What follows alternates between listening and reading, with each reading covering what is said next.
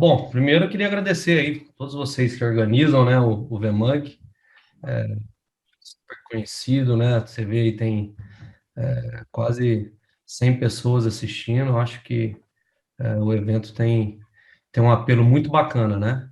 E parabenizar a apresentação do Rafa aí, que foi bem bacana assistir. Não consegui pegar desde o início, mas você vê que tem muita gente interagindo. Quando tem muita gente interagindo, tem sinal que faz sentido e foi bacana. Então, parabéns, Rafa.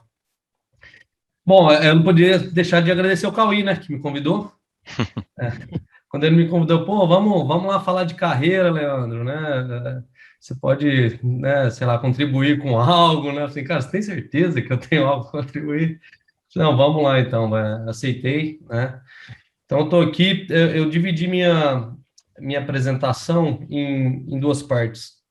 Primeiro, eu vou falar um pouco aí da minha carreira, e falar um pouco de alguns conceitos que eu sigo, né? Até para chegar até onde estou hoje, não que seja muito, mas eu me sinto um cara que batalhei bastante e consegui muita coisa, seguindo alguns conceitos e algumas situações da minha vida.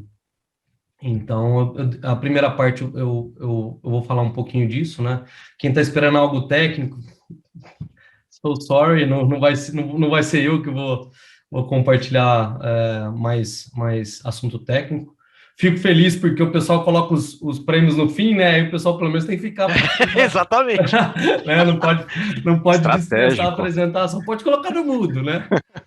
Mas, tirando a brincadeira, então essa primeira parte eu vou falar um pouquinho da minha carreira, um pouquinho de alguns conceitos, e depois eu vou falar um pouco da área de PSO, da VMware, como é a carreira dentro de PSO, o que a gente faz, como que funciona, só para dar um contexto do nosso dia a dia hoje, que aqui dentro dos organizadores, não sei se todos sabem, mas o Cauí foi um cara de PSO, né?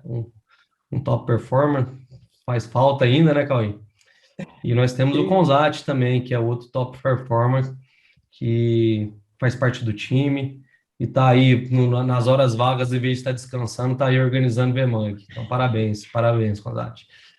Vou compartilhar aqui minha apresentação. Bom, a segunda parte falar sobre o pessoal, já disse, né? Às vezes eu me... Deixa eu ver aqui. Estão vendo minha tela? Agora eu preciso colocar em apresentação, né? Slideshow, é isso. Vamos start. Estão vendo direitinho? Tá legal? perfeito. Tem modo Tá apresentação? perfeito. Beleza. Vamos lá, pessoal. E assim, se tiver pergunta, como vocês fizeram com o Rafa Carvalho aí, pode interromper, parar. Eu não tenho intenção aqui de falar uma hora, não, tá? Vai ser menos. Então, pode interromper. Então, a agenda é bem tranquila, minha bio, fala um pouquinho da carreira, como eu disse, pessoa, e fica aberto aí para responder perguntas, tá? Bom, começar aqui com o clichê, né? Mas quem que é esse cara que tá falando, né? Esse careca aí. Eu sou nascido em Brasília, só que criado em Franca, no interior, né? Quem me conhece de longa data me chama de mineirinho, né? Tem esse sotaque de mineiro, mas não sou mineiro, não. Eu sou de Franca, do interior. E assim lá eu fiz passei toda a minha infância e adolescência, onde eu saí para fazer a universidade em Uberlândia. Então, coloquei algumas fotos aqui só para ilustrar aí alguns highlights aí da minha vida de 41 anos até agora, né? Tenho três filhos, uma esposa maravilhosa, sou palmeirense de coração, adoro corrida, coloquei até uma foto bacana aí que eu corria bastante com o Cauí, que tá aí na organização. A gente fez várias corridas, essa foi emblemática, uma meia maratona em São Paulo. E eu tenho dupla cidadania. Eu morei 6 anos no Canadá. Tirei uma foto ali com um grande amigo meu lá de fora. Então, esse sou eu. Então, para começar aí a falar um pouquinho da minha trajetória, Como eu falei, eu fiz até o ensino médio em Franca e fui fazer vestibular em Uberlândia. Fiz o vestibular na UF, na Federal, e assim passei e fiz a faculdade lá. Terminei em meados de 2002. Naquela época, né, quase 20 anos atrás, a gente tinha quatro situações quando saía da faculdade. Ou a gente ia empreender, ia buscar ser empresário, tentar inovar, né? Naquela época não se falava em startup, né? Era empreender, né? Buscar ser dono do seu próprio negócio. A outra vertente era seguir uma carreira acadêmica, principalmente nas universidades federais, ainda tem essa vertente, né? De virar um professor acadêmico. A outra era partir para fazer concurso público, e a outra trabalhar em empresa privada. E o meu perfil eu nunca fui inovador, não me agradava trabalhar no setor público, tampouco me tornar um professor. Então, eu buscava, no fim da universidade, trabalhar numa empresa privada. E naquela época, eu não sei como é que está hoje, aí vocês podem me falar melhor, né? Naquela época tinha uma forte vertente de trainees, né? As empresas iam nas faculdades, no, nos últimos anos de engenharia, eu fiz, acho que não comentei, né? Eu fiz o curso de engenharia eletrônica. Os cursos de engenharias eram muito cotados porque eles davam abertura para você exercer N funções dentro de uma empresa, né? Administração, tocar chão de fábrica, bom. E assim eu fui atrás de uma dessas empresas de trainee, fiz alguns testes, Ford, OLL da Ferrovia do Paraná, mas acabei conseguindo ser aprovado para ser trainee na Tecban. Não sei aqui quem conhece a Tecban. Tecban é a empresa dos bancos 24 horas, de ATMs. Na época eles tinham outros produtos, como cheque eletrônico, que era tipo um concorrente do Visa Electron, que acabou morrendo, né? Não conseguiu competir. Em suma, eu entrei na Tecban como trainee. Em 6 meses tinha todo o programa, eu acabei sendo efetivado como analista júnior. E o meu highlight na Tecban foi ter participado de um projeto estupendo de transformar as ATMs, que na época era OS2, não sei se vocês aqui já ouviram falar de OS2. Eu já ouvi falar, mas eu acho que não é da galera, não. Assim. A galera não vai saber que é OS2, mas era substituir por Windows. Eu participei da primeira ATM Windows na Tecban. E assim eu fiquei lá por 4 anos, né? Minha saída de lá foi também numa vertente da indústria de TI da época, alguns aqui devem se lembrar, de fazer outsourcing da parte de data center com grandes empresas. Na época tinha IBM, tinha EDS, esses caras faziam outsourcing de tudo e absorviam as pessoas que trabalhavam nessa vertente de data center e não era parte integrante do carro-chefe do negócio da empresa, no caso da Tecban, ATMs. Eu era do data center. Então, a Tecban terceirizou com a IBM toda a prestação de serviço e hardware com a IBM. E assim a gente foi absorvido, eu e mais um grupo de pessoas pela IBM. Então, em 2004, me tornei IBMista, né? O pessoal que trabalha na IBM sabe, né, da expressão de ser IBMista ou IBM, né, em inglês. E eu fiquei residindo na Tecban, sendo funcionário IBM, que é o que hoje a gente tem esse modelo dentro da VMware, né, de residência, o próprio Consat hoje trabalha assim, né, ele trabalha no Carrefour, presta serviço para o Carrefour e é um funcionário VM. É um modelo difícil para quem trabalha nele, né, a Consat sabe bem do que eu estou falando, porque o cliente não te considera um funcionário e você fica um pouco distante da sua empresa que você realmente é funcionário. Mas, resumindo, eu busquei sair desse cenário e trabalhar na parte internacional da IBM. Então, eu migrei de São Paulo para Hortolândia, onde eles tinham também outsourcing do mundo inteiro para tomar conta da conta da Embev. E lá eu decidi que eu precisava ter um inglês melhor, falar fluentemente, para conseguir cargos melhores, conseguir promoções melhores, e só a escola de inglês não era suficiente para aquilo que eu achava que era satisfatório. E assim eu fiz o processo de imigração para o Canadá. Quando eu fiz por minha conta. Isso foi em 2006, demorou 2 anos para sair o visto. Quando eu terminei o processo, eu pedi transferência da IBM Brasil para a IBM Canadá. Eles aceitaram, desde que eu fosse como PJ, né? Não ia ser mais funcionário. E eles não arcariam com nenhum custo de transferência, nada. E naquela época eu já colocava a mão em VMware, né? Na parte de atendimento ao cliente da Embev. Eu fazia toda a parte de VMware. Eu aceitei, fui eu e minha esposa. Minha esposa largou tudo, ela era funcionária da Santa Casa, deixou tudo para trás, não, e aceitou o desafio. Nós fomos para o Canadá em 2008, sem nada, para trabalhar, aprender. O objetivo era aprender o inglês, ter uma experiência internacional e nos tornar cidadãos canadenses. A gente acreditava que isso podia trazer algum benefício em algum momento para nossos filhos que ainda não existiam. E assim fomos.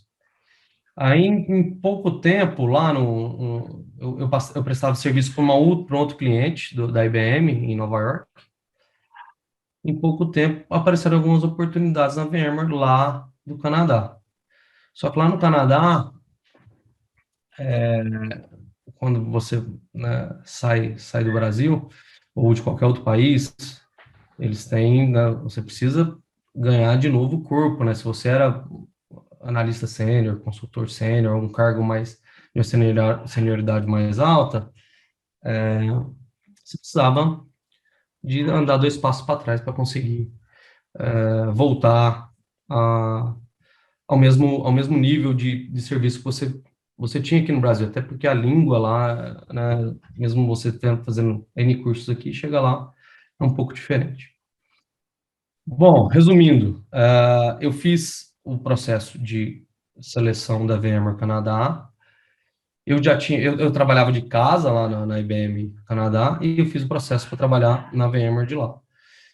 Era para trabalhar de helpdesk no suporte e, e era 100 quilômetros longe da minha casa. E era para ganhar menos do que eu ganhava. Eles fizeram a offer letter, né? E eu levei para minha esposa, porque esse é um ponto importante. Às vezes a gente trata a vida pessoal e profissional, uma coisa sendo uma coisa, outra coisa sendo, e não é, né? São decisões que você tem que tomar dentro de casa, com todo mundo no mesmo modo operandi, para que as coisas funcionem. Porque eu ia ganhar menos, a gente ia ter que viver um pouco pior. Eu ia ficar fora de casa muito mais tempo. Eu ia ter que viajar 100 quilômetros todo dia para trabalhar. E o trabalho era muito, muito diferente, era muito mais pesado. Na IBM, eu atendi um cliente em Nova York, era on demand, esse cargo de suporte, production, não sei se alguém aqui já abriu o chamado lá no suporte, sabe bem como funciona. Como que funciona? Você fica 5 horas no telefone, você tem que atender 5 horas por dia de ligação. No caso, o centro lá do Canadá atendia só os Estados Unidos, 5 horas de ligação dos Estados Unidos. E as outras 3 horas você analisava logs dos casos que você não tinha resolvido e fazia follow-up de recomendações que você havia feito de outros de outros casos, né? Às vezes você faz as recomendações, espera que o cliente aplique para poder fechar o caso. Então era bem pesado, bem complexo. Sei bem como é isso, viu, Leandro? Eu trabalho no suporte da VIM, então. Quem trabalha em suporte sabe como funciona. Exato, Wesley. A gente é medido o tempo inteiro por números. O Exato. tempo inteiro por números. E quando eu fui para lá, eu fui com a faca no dente. Falei, olha, eu vou, mas eu não quero ficar fazendo isso por muito tempo. Eu precisava porque essa era a ideia, no longo prazo, né? A gente pegou a situação no longo prazo, deu 2 passos para trás para o longo prazo. Então, o que a gente era medido? Tempo de atendimento, né? A gente não podia ficar muito tempo no telefone. Quantos casos atendia por dia? Quantos fechavam? Quantos estavam sem follow-up? E tinha um painel gigante lá. E a motivação que eles davam para os funcionários é muito legal. Vember, em qualquer parte do mundo, ela é muito legal. Eles faziam bash, né, que era confraternização entre as pessoas, tinha cerveja na sexta-feira, e todo quarter, né, tinha o pessoal que ganhava iPad, iPod, de quem tinha os melhores números. E quando eu entrei, eu falei, olha, eu quero começar já, e se eu consigo alcançar esses itens. E assim, o canadense em si, ele é mais tranquilo, ele é menos competitivo. A competição nesse sentido é mais com o indiano, chinês, o pessoal corre atrás dos números. Até tinha gente que fazia rotação de hora extra e o canadense não fazia. Ele vendia ou trocava, não pode pegar. Os indianos estavam sempre lá fazendo. Mas em resumo, eu entrei e comecei a fazer números excelentes. Aí tem uma história bacana no GSS, que aí eu trago até hoje para mim aí nesse cargo de liderança, né? O centro de Cork, como funciona o suporte VMware? Funcionava na época, né, que hoje o centro do Canadá fechou. Follow the sun, né? Segue o sol.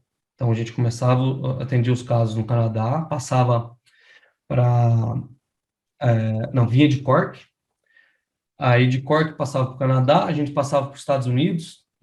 Eu esqueci onde que é o centro lá. Sabe, lembra aí, Cauê? Qual que é o centro lá, cara? Nos Estados Unidos? Burlington, não lembro. Burlington Burlington. Burlington. É isso aí. Aí de Burlington a gente passava para a PJ. Então o pessoal de Cork atendia toda a Europa.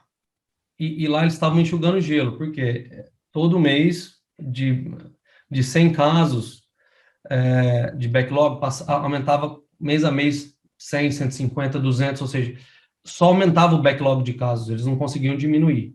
E não era problema de contratação, não era problema de braço, era processo. Então eles pegaram, assim, ó, precisamos mandar 3 TSIs, para Cork, para ensinar o pessoal de lá a trabalhar e começar a parar de enxugar gelo e derrubar o backlog, né, derrubar o aumento de casos, começar a diminuir. Não tem mais condição de contratar. E eu fui uma das pessoas selecionadas. Foi eu mais um indiano e um chinês.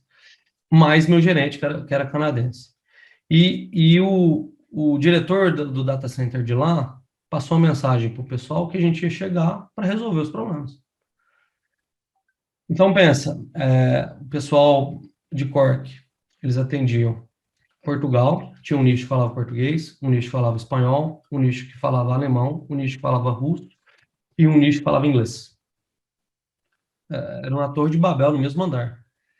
E a mensagem era, vai vir três peão aí para resolver seus problemas. Então você chega, imagine, eu vou chegar na sua casa e falar, olha, eu vim aqui dizer que a geladeira onde está não está no lugar certo, que o sofá você tem que comprar um novo, você está deitando no sofá e não pode deitar, tem que sentar. E foi esse sentimento que quando a gente chegou, o pessoal não recebeu a gente bem. E a missão era ficar 3 semanas. A primeira semana era derrubar os casos pela metade, porque a maioria era processo. Um dos processos é o seguinte: 3 dias sem contato com o cliente não respondeu um follow-up, fecha o caso. Os caras não fechavam. Eles tinham, sei lá, uma afetividade com esse cliente, não sei, não fechava. E esses casos a gente ia chegar e cortar.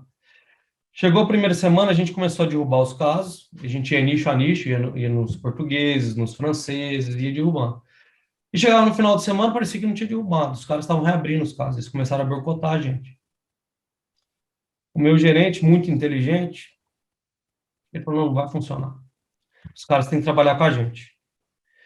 Então, o que ele fez? Ele chamou uma reunião com alemão, russo, português, francês, italiano, colocou todo mundo no mesmo floor, colocou eu, o chinês e o indiano em pé. Falou, pessoal, nós estamos aqui para ajudar. E os processos, não é que vocês fazem errado, ou que vocês ah, realizavam de uma forma errada, a gente não é o dono da verdade. Nós queremos escutar de vocês qual que é a sugestão de vocês para resolver os problemas. Então, em 1 hora de reunião demorou 2 horas. Todo mundo tinha uma sugestão, todo mundo tinha algo para falar. Mas a mensagem é o seguinte: eles passaram a se sentir parte da solução. No dia seguinte, nós fomos recebidos com um latte, que essa é uma cortesia, uma gentileza do irlandês, na Cork na Irlanda. Fomos recebidos com um latte 1 semana depois. Pagaram nosso almoço, eles costumavam beber uma cerveja, um pint, pagaram nosso pint. E assim funcionou, quando a gente pôs todo mundo parte da solução. Então, esse é um aprendizado que eu trago, eu lembro muito desse meu gerente, ele trouxe o Flora inteiro para, em vez de ser autoritário ou de trazer a solução, ele perguntou a solução. E algumas vezes, e tinha coisas que o pessoal estava falando que era o que a gente ia fazer, mas eles queriam participar. Então, voltamos, né? Aí já estamos aí passei mais 2 anos, né? Esse foi um caso emblemático. A gente ganhou promoção, as pessoas que estavam lá. Voltamos. E um outro ponto bacana dessa volta, né? A gente fiquei mais 1 ano trabalhando, atendendo ligações. Foi algo surreal, né? De que eu fui convidado a participar dentro do Floor do GSS. Tem um pessoal que escreve, na verdade eles não escrevem, eles corrigem os KBs que são escritos pelos TSEs e comprovam se aqueles KBs realmente funcionam. Então, tudo que é público pode ter falhas, e tem várias falhas, mas passou por uma revisão desse time, os KB Writers. Esse pessoal corrige o inglês e valida se aquilo que o TSE está falando funciona. Quando eu fui convidado, eu fiquei muito feliz, porque eu não tenho formação acadêmica nenhuma em inglês, e nesse time só tinha canadense. Como que eu vou corrigir o inglês de um cara? Eles não se incomodaram. Então, aquilo para mim foi sucesso, né? Um tema importante, né? Sucesso depende de cada um, né? Como eu falei no início, estou aqui contando algo que, para mim eu venci, né, em algumas situações. Mas vencer depende da opinião de cada um, depende de que cada um procura, né? Tem até uma passagem da Alice no País das Maravilhas, né, bem emblemática, que ela pergunta, né, pro Coelho, para onde vai essa estrada? Aí ele responde com outra pergunta bem bacana. Para onde você quer ir? Eu estou perdida. Para quem está perdido, qualquer estrada serve. Para quem está perdido, qualquer estrada serve. Então, assim, é importante a gente saber para onde a gente quer ir. É muito importante. Então, quando eu fui convidado, eu fiquei muito feliz, porque era algo que eu procurei. Assim, pô, fazer parte desses caras aí seria algo importante para mim. Para outras pessoas não era, mas para mim era. Para mim era importante. Então, para não me prolongar no GSS, eu fiquei no GSS por 4 anos. Eu comecei na production, fui KB Writers, depois também precisava de pessoas que falassem português atendendo a MCS, não sei se vocês conhecem a MCS, é o Mission Critical Support.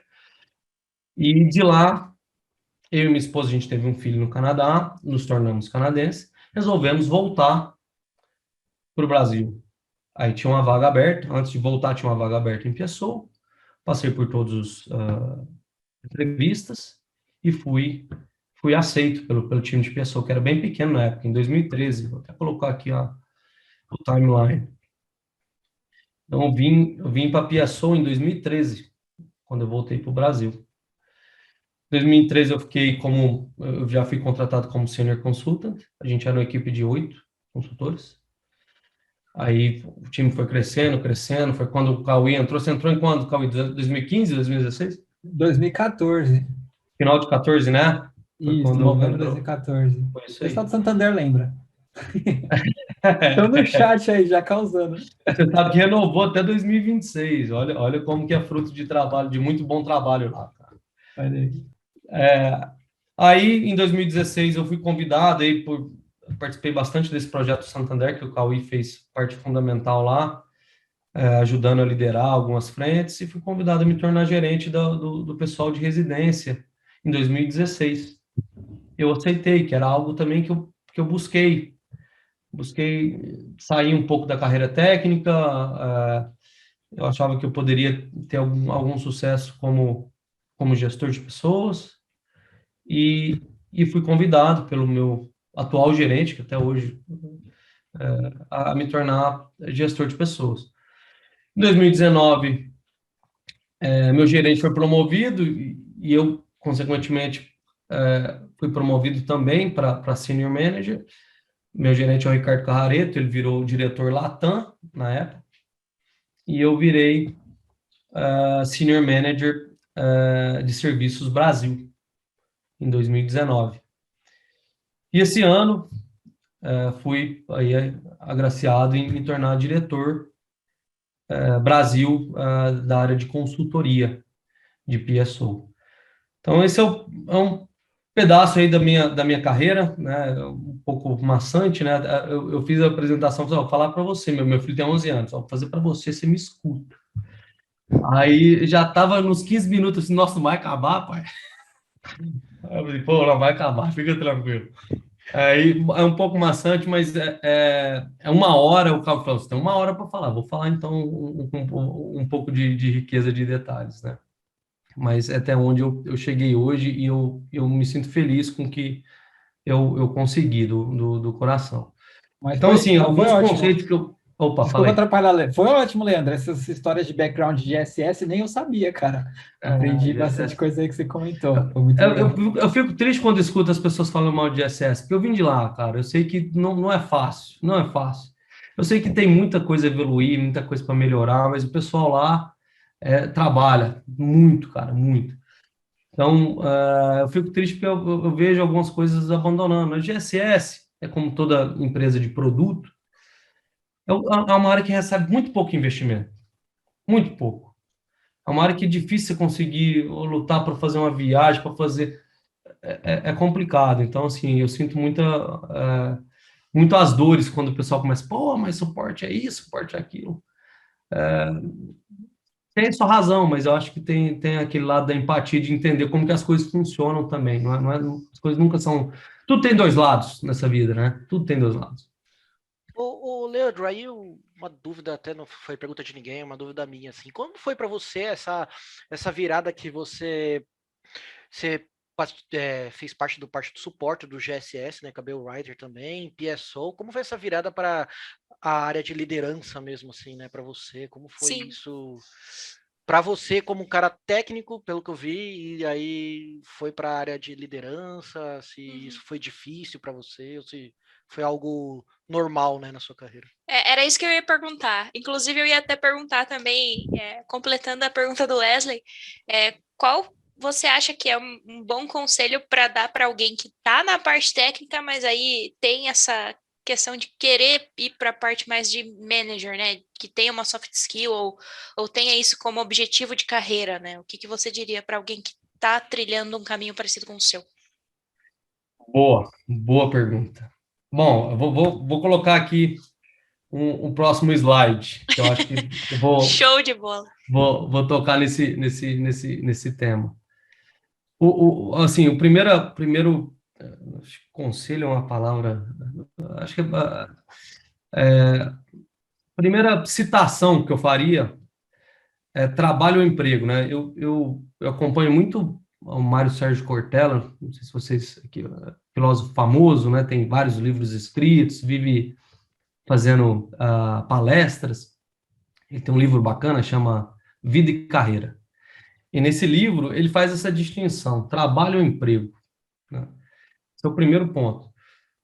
Tem gente que tem trabalho, mas não tem emprego. Tem gente que tem emprego, mas não tem trabalho.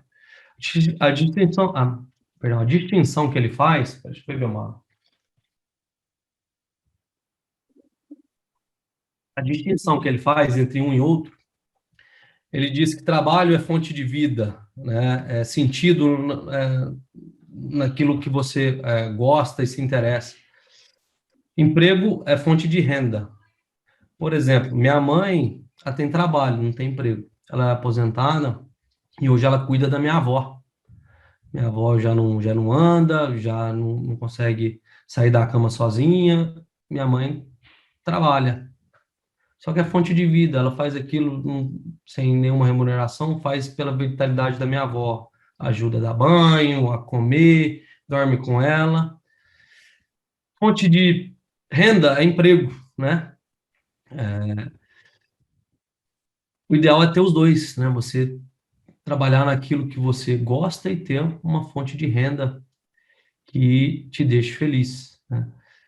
Você perguntar para um bombeiro que sai todo dia de manhã para tirar a gente de ferragens, ajudar a gente que está em incêndio, assistir agonia, gritaria, se perguntar para ele, por que você faz isso? Bem capaz dele falar, porque eu gosto. Ah, se ganhasse mais? Pô, seria excelente. Se eu ganhasse mais, seria excelente. Então, assim, a primeira coisa, goste do que você faz. Veja sentido no que você faz. Trabalho dá cansaço. Você cansa. Às vezes, igual eu mostrei ali, a meia maratona, você corre lá, você cansa pra caramba. Só que para curar o cansaço, você descansa. É só descansando. Agora, o estresse de você fazer algo que você não vê sentido, você fica triste, se frustra. Às vezes tem pessoas que têm depressão. Para curar o estresse, é mudando de vida, mudando de emprego. Então, o primeiro ponto para você transicionar de uma carreira para outra, não tem assim, uma receita de bolo. Eu sofri muito quando eu saí da parte técnica para virar liderança. O Cauê sabe, e eu fui super honesto com o pessoal que eu liderava assim, gente, eu estou aqui pela primeira vez, eu preciso que vocês me ajudem. Me ajuda, que nós estamos juntos, eu vou ser sincero e transparente com vocês. E eu sempre fui assim, o Cauê sabe, ó, sejam vocês, eu não tenho uma receita, ó, segue isso, isso, isso que vai dar certo. O que eu sugiro é isso, goste do que você faz. Veja sentido naquilo que você faz.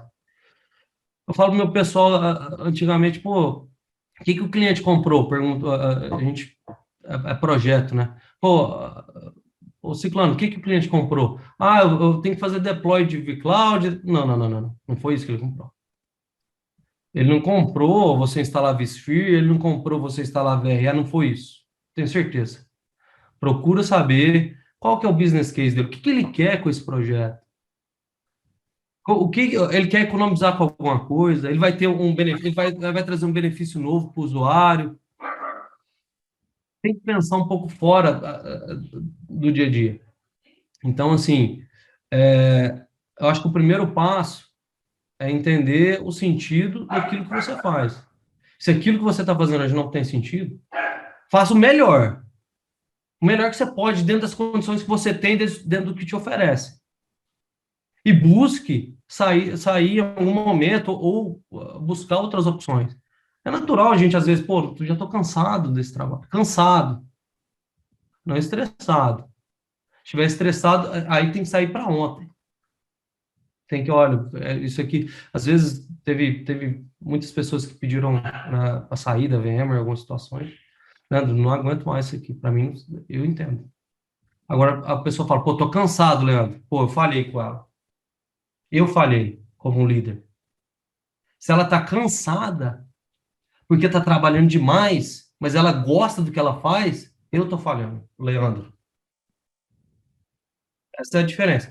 Agora, assim, eu não tenho uma receita, eu sofri muito, realmente, para mudar, para entender Em algumas coisas a gente precisa ser mais duro, outras coisas você pode compartilhar a decisão, outras coisas você não tem como compartilhar aquilo. A pior coisa do mundo é você desligar alguém porque a companhia pediu. Esse é o meu maior sofrimento, quando eu tenho que fazer isso. Eu já tive que fazer algumas vezes. Então, assim, quem acha que consegue lidar com tudo isso, cara, é muito satisfatório. É muito legal você dar promoção para uma pessoa que você viu se dedicar, reconhecer ela, sabe? O reconhecimento financeiro, ele passa logo, assim, ó. Agora, você dá um troféu, a pessoa coloca lá do lado onde ela trabalha. Eu tenho dois aqui, eu deixo aqui, ó, que eu gosto, eu acho bacana.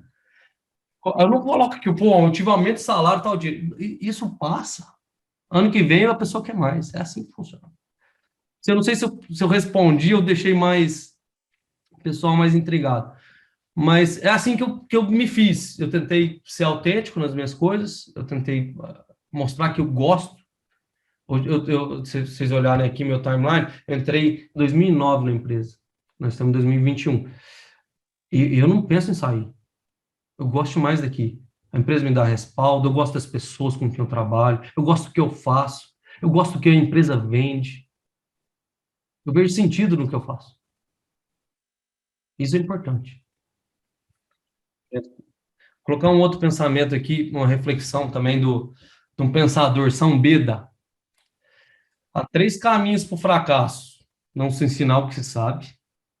Veja, lá no GSS, a gente criava KB. É compartilhar conhecimento, é fortalecer o grupo, fortalecer o time. É bom para todo mundo. Compartilhar conhecimento. Quem não compartilha conhecimento e afeto, perde. Se você deixa de abraçar a pessoa que você queria abraçar hoje, perdeu. Se você deixa de compartilhar o que você sabe, uma hora você vai esquecer, você vai perder. Agora, aquela pessoa que você ensinou vai lembrar de você a vida inteira. Eu lembro dos meus professores, eu lembro desse gerente, eu contei a história aqui para vocês. O cara que eu não vou esquecer nunca. Compartilhar conhecimento. Parece simples. Às vezes a pessoa acha que conhecimento é poder. É o contrário. É poder no sentido de compartilhar. Se você não quer compartilhar, você perdeu. Outro item que ele prega. Não se praticar o que se ensina. Coerência ética. Tem que ter coerência com o que se faz, com o que se fala. Aqui em casa, com o meu filho, se eu falar uma coisa e fazer uma coisa diferente, ele me cobra a coerência.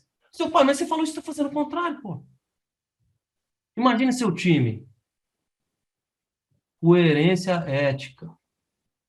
E se tiver que fazer alguma coisa que você não ensinou, você vai ter que se explicar. Às vezes eu me explico, putz, não teve jeito. Às vezes eu falo, a gente não vai mais atender tal cliente, tal situação. E às vezes eu tenho que atender. Aí eu tenho que explicar, eu tenho que explicar para o meu consultor, cara, eu te falei que não ia atender, te falei, me desculpa, mas vai ter que ser, cara.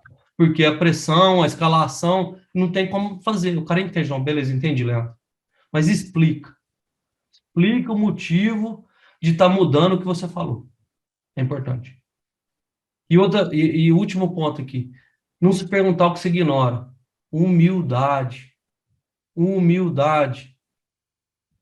Não tem problema a gente não saber, ninguém sabe tudo. Não tem problema. Pergunta, pô, mas o que é isso que você está falando? Eu não sei. Aquela pessoa mais arrogante pode até dar uma risadinha. Pô, como você não sabe? Você está perdendo.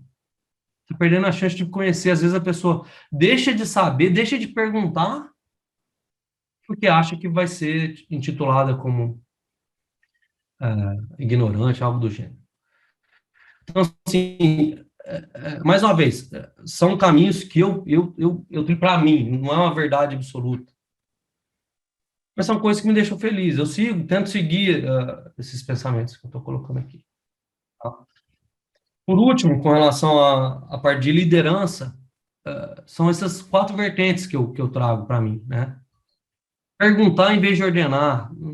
Nunca fiz a parte de querer ser autoritário, falar, assim que tem que ser.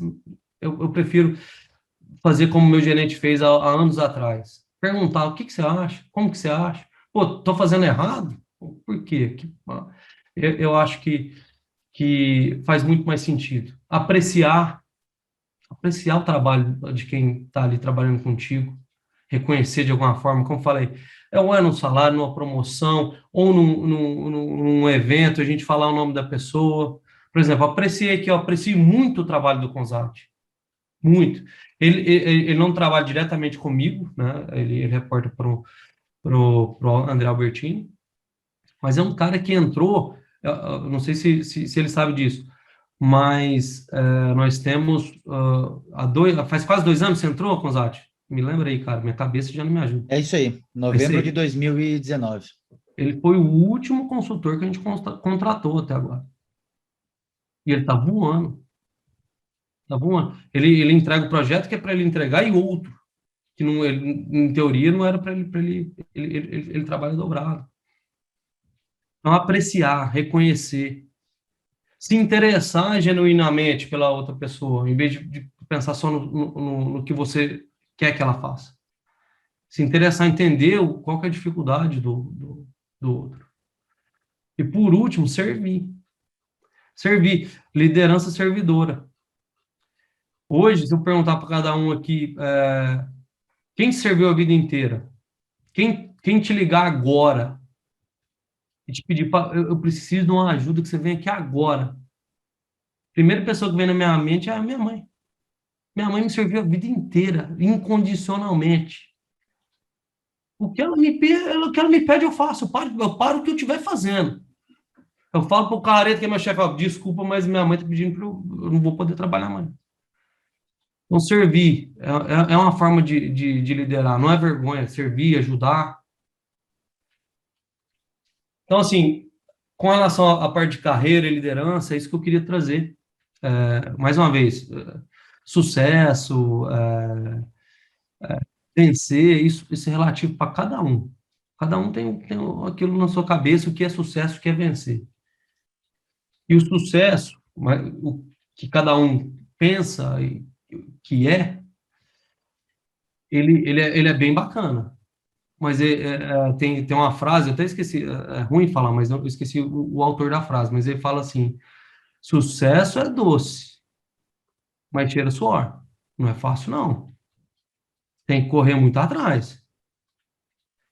Pode demorar, você pode ter que passar por muito perrengue, como eu falei, em casa a gente não consegue dividir a vida pessoal e do trabalho de uma forma, assim, uniforme. Não dá, tem hora, pô, eu tô comentando aqui, estou comentando com o Zati porque eu sei que amanhã ele tá cedo lá trabalhando, tá aqui fazendo, se esforçando, organizando o evento. Eu sei que cada um que está aqui é muito bacana. Poderia estar descansando, né? Em vez de estar me escutando aqui. Então, eu acho isso muito válido, muito bacana.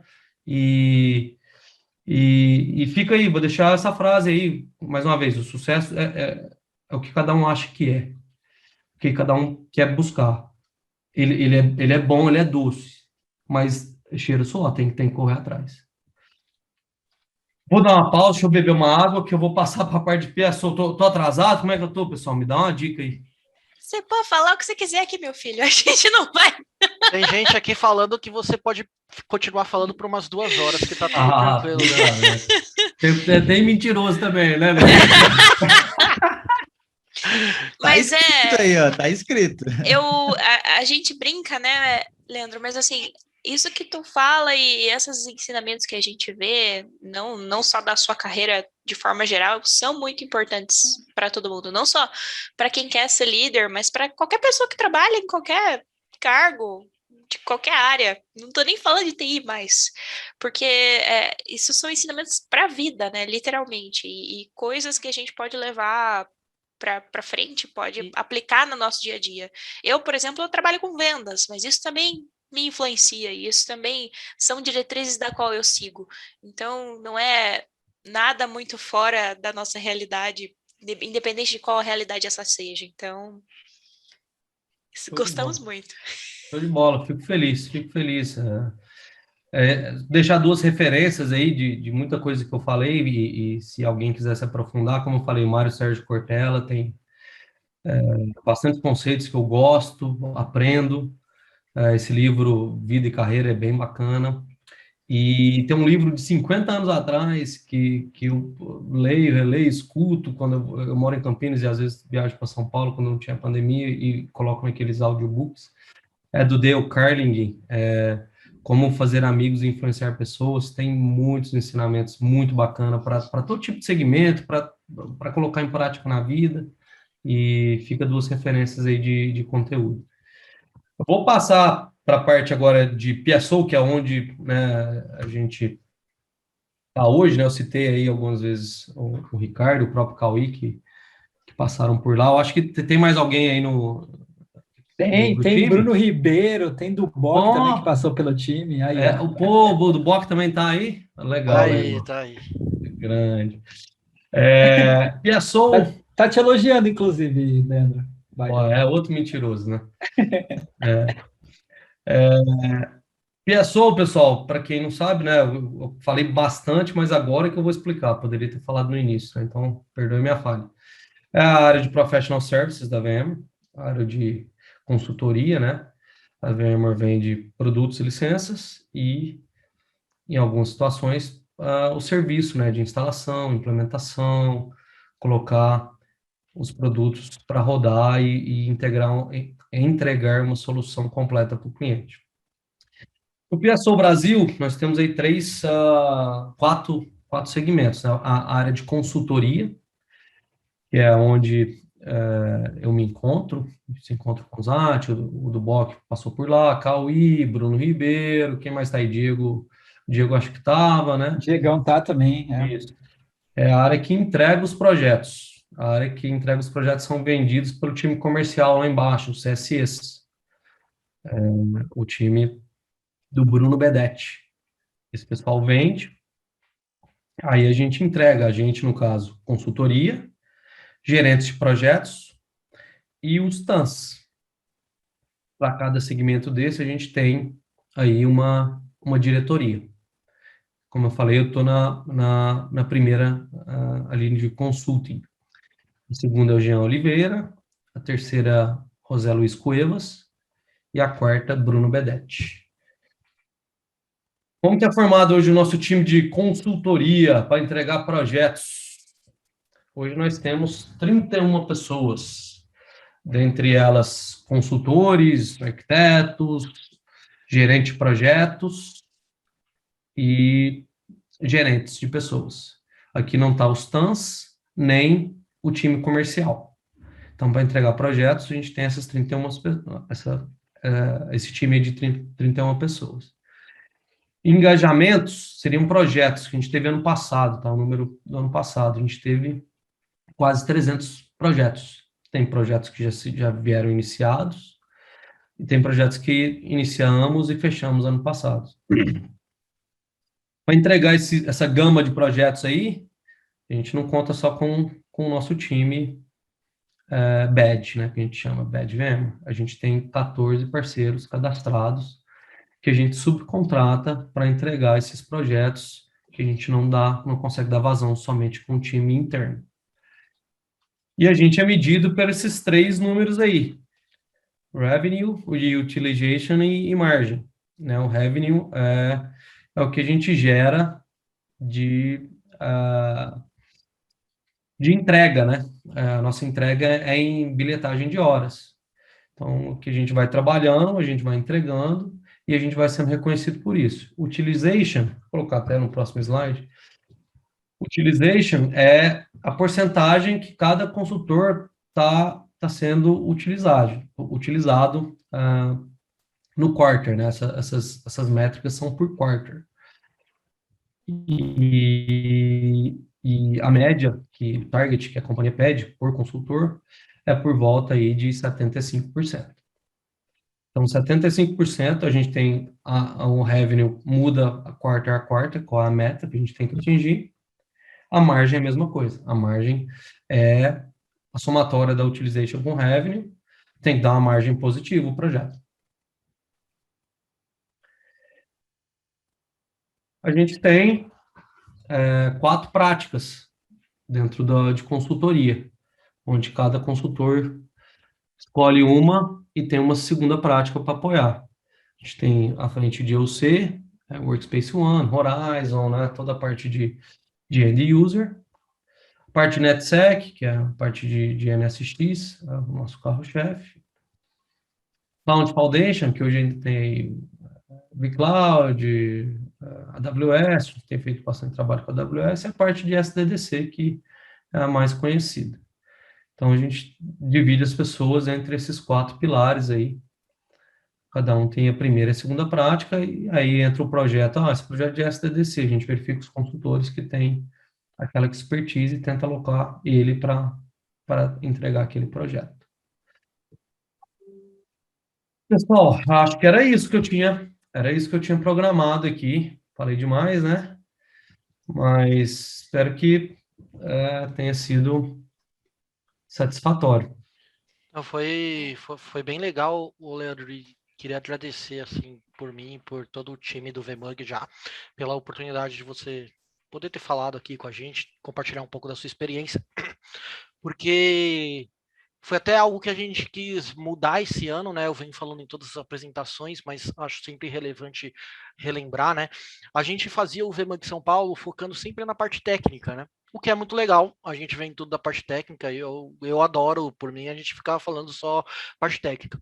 Mas eu aprendi com duras penas e tomando muita porrada que não é só a parte técnica que importa, né? Você precisa tem soft skill, tem outras coisas importantes, a apresentação e tal. E eu achei, pô, seria legal trazer essa visão que eu tive apanhando para dentro do VMUG, para talvez pessoas não precisarem apanhar tanto para entender isso, entendeu? E aí eu falei, vamos atrás de pessoas que têm uma experiência aí para falar sobre isso, entendeu? Então é a forma que a gente encontrou aqui de tentar mostrar para as pessoas que só a parte técnica não importa, ela é muito importante, mas tem outros skills que a gente precisa melhorar. E aí eu até extrapolo um pouco, né? A gente precisa melhorar como pessoa, né? Para poder ser um bom funcionário, evoluir na carreira, enfim, né? Precisa ser bom como pessoa. Então, agradeço sua presença demais aqui. Obrigada, pessoal. Faço das palavras do Wesley as minhas, pelo que eu tô vendo aqui do feedback da galera no chat, nas perguntas. Todo mundo gostou. Obrigado, Leandro, aí pelo seu tempo e disponibilidade de estar com a gente aqui no VMUG. Acho que esse espaço para a gente é muito importante. A gente fica muito feliz com a presença de vocês e quando tem a palestra do Rafa, logo seguido do Leandro. Então, obrigado, pessoal, pela presença até o momento.